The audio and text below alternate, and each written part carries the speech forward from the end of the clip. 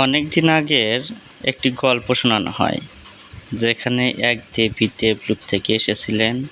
পৃথিবীর অপরূপ সৌন্দর্য, সবুজ বন, মেঠো পথ আর পাহাড় দেখে এতটাই মুগ্ধ হয়ে গেলেন, সে আর দেবলোকে ফিরে গেলেন না।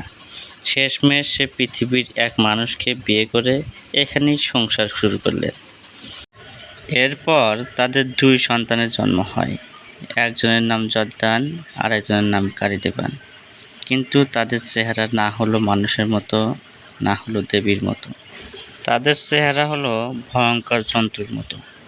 সময়ের সাথে সাথে তারা বড় হতে থাকে এবং একে অন্যের সাথে সারাক্ষণ ঝগড়ায় মেতে থাকত। তাদের ভয়ঙ্কর লড়াইয়ে পৃথিবীর বিভিন্ন জায়গা ধ্বংস হতে শুরু করে এবং অনেক মানুষ মারা যায়। ফলে দেবী তাদের উপর রেগে যায় এবং বাধ্য হয়ে প্রথম সন্তান জর্দানকে পাহাড়ের মধ্যে আর দ্বিতীয় সন্তান কারিদেবানকে মাটির নিচে বন্দী করেন এবং তিনি দেবলোকে চলে যান পৃথিবী ছেড়ে। এরপর থেকে